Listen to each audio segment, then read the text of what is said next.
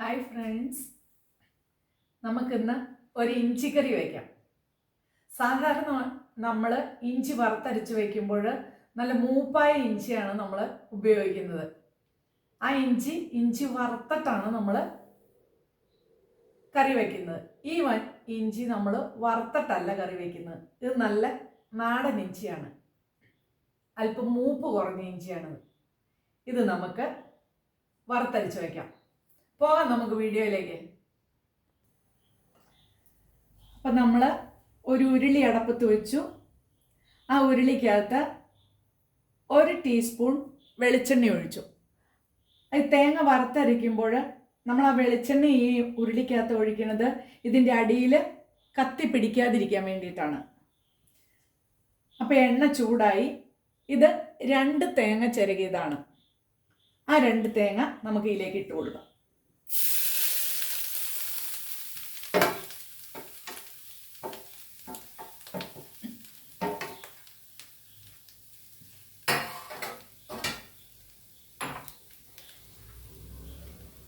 ഇത് 1.5 സ്പൂൺ മല്ലിയുണ്ട്.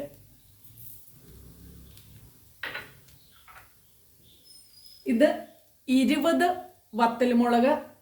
ഞാനിത് നടുവേ മുറിച്ചിട്ട് അതിൻ്റെ അരി അങ്ങ് കളഞ്ഞു. ഒത്തിരി അരി എടുത്തിട്ടില്ല. എന്നിട്ട് അരി കുറച്ച ഭാഗമാണ് ഈ മുളക്.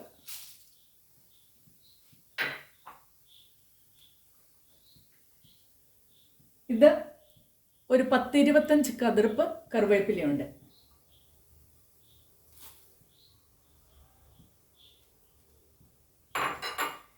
ഞാൻ ഈ 2 തേങ്ങ ചിരകിയത് വറുത്തരയ്ക്കുമ്പോൾ നമ്മളിപ്പോൾ അങ്ങ് അരച്ചിട്ട് കുറച്ച് അരപ്പെടുത്ത് മാറ്റി വെക്കാൻ വേണ്ടിയിട്ടാട്ടോ.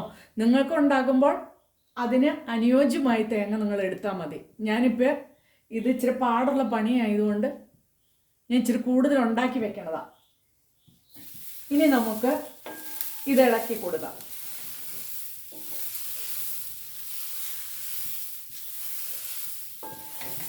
ഇത് പതുക്കെ ചുമന്ന് വരുന്നിടം വരെ നമ്മൾ ഇളക്കി കൊടുത്തോണ്ടിരിക്കണം. അപ്പം നമ്മുടെ തേങ്ങ ചുമക്കെ വറുത്തു. ഇപ്പം ഞാൻ തിരി താഴ്ത്തി വെച്ചേക്കുവാണ്. ഈ തിരി താഴ്ത്തി വെച്ചിട്ട് ആദ്യം ഞാൻ ആ മുളക് മുറിച്ചിട്ടപ്പോൾ അതിൻ്റെ അരി ഇട്ടിട്ട് എരിവ് കുറയ്ക്കാൻ വേണ്ടിയിട്ട് അതിൻ്റെ അരി കളഞ്ഞിരുന്നു. അപ്പം ഇതിന് കളറ് കിട്ടാൻ വേണ്ടിയിട്ട് ഞാൻ ഒരു 1/2 സ്പൂൺ മുളക് പൊടി ഇതിലേക്ക് ചേർക്കുക.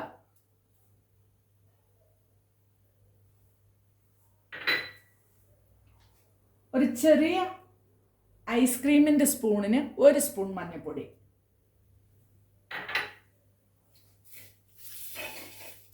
ഇനി നമ്മളിത് മിക്സ് ചെയ്യും.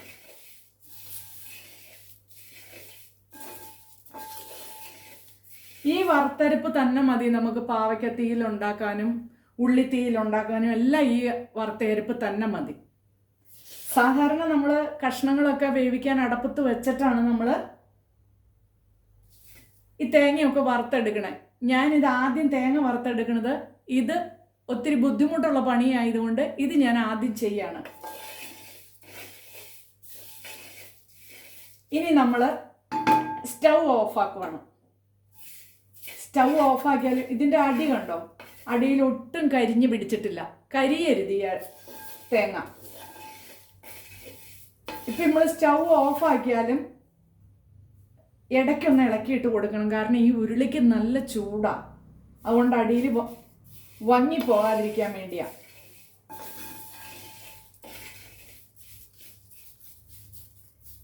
ഇനി നമുക്ക് ഇത് ആറാനായിട്ട് വെക്കാം. സാവകാശമാണ് ഇത് ആറി കിട്ടുള്ളൂ, കാരണം ഉരുളി ആയതുകൊണ്ട്. ആ സമയം കൊണ്ട് നമുക്ക് ഇഞ്ചി വൃത്തിയാക്കി കൊണ്ടുവരാം. അപ്പം നമ്മുടെ തേങ്ങ പാകം ചുമക്ക മൂപ്പിന് നമ്മൾ വറുത്തെടുത്ത് കളഞ്ഞു. ഇത് കണ്ടോ, ഇതാണ് ഇതിൻ്റെ കളറ്. ഇനി നമ്മളിത് ഒരു മിക്സിയുടെ ജാറിലേക്ക് ഇട്ട് നമുക്കിത് അരച്ചെടുക്കാം. അങ്ങനെ നമ്മുടെ അരപ്പ് അരച്ചു കഴിഞ്ഞു. ഇനി നമുക്ക് ഇഞ്ചി അടപ്പത്ത് വയ്ക്കാം. അങ്ങനെ നമ്മുടെ ഇഞ്ചി ക്ലീനാക്കി അത് വട്ടത്തിൽ ചെറിയ പീസായിട്ട് എടുത്തിട്ട് മിക്സിയിലിട്ട് ക്രഷ് ചെയ്തെടുത്തു. ക്രഷ് ചെയ്ത് അത് മുറുക്കി പിഴിഞ്ഞ് അതിൻ്റെ നീര് കളഞ്ഞിട്ട്, ആ നീരിട്ട് കഴിഞ്ഞാൽ നീരിന് കയ്പ്പ് രസം ഉണ്ടാവും, അതുകൊണ്ട് ആ നീര് മാറ്റി. എന്നിട്ട് ആ ഇഞ്ചിയാണിത്. ആ ഇഞ്ചി നമ്മൾ പാത്രം അടപ്പത്ത് വെച്ചു. അതിലേക്ക് നമ്മൾ ഇഞ്ചി ഇട്ട് കൊടുത്തു. അതിന് പാകത്തിന് ഒരു സ്പൂൺ ഉപ്പിട്ട് കൊടുത്തു. ഇനി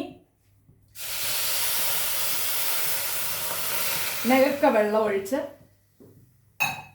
നമ്മളിത് വേവിക്കാൻ വയ്ക്കുന്നു. ഇത് വേവട്ടെ. അപ്പൊ നമ്മുടെ ഇഞ്ചി വെന്തോന്ന് നോക്കാം.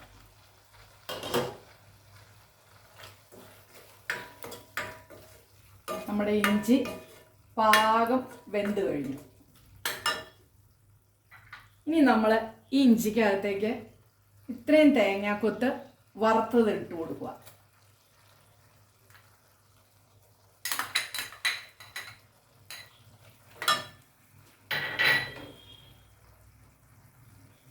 ഇനി നമുക്കിതിലേക്ക് അരപ്പ് ചേർത്ത് കൊടുക്കാം.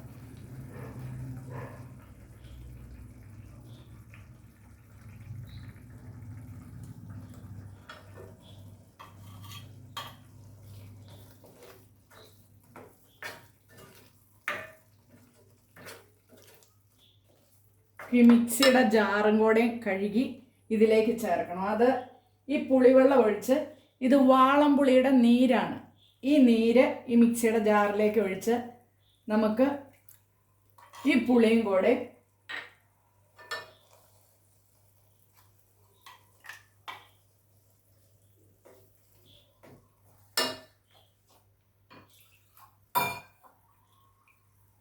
ഇതിലേക്ക് നമുക്ക് ചേർത്ത് കൊടുക്കാം.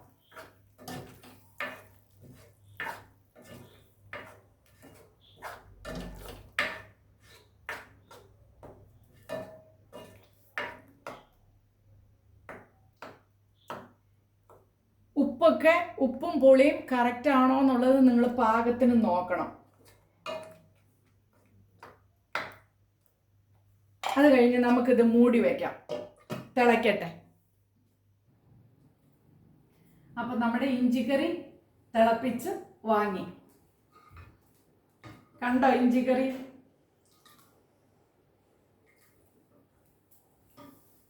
ഇതിനകത്ത് പുളി ഉപ്പും നിങ്ങളുടെ പാകത്തിന് നിങ്ങൾക്ക് ഉപയോഗിക്കാം. ചിലർ ഇതിനകത്തൊക്കെ അല്പം ശർക്കരയൊക്കെ ചേർക്കും, മധുരം. എനിക്ക് മധുരം ചേർക്കുന്നത് ഇഷ്ടമില്ലാത്തത് കൊണ്ട് ഞാൻ മധുരം ചേർത്തിട്ടില്ല. അടിപൊളി കറിയാണ്. നമുക്ക് ചോറുണ്ണാൻ ഈ കറി മാത്രം മതി. കണ്ടില്ലേ, ഈ റൂം നിറച്ച് നല്ല സ്മെല്ലാണ് ഈ കറിയുടെ.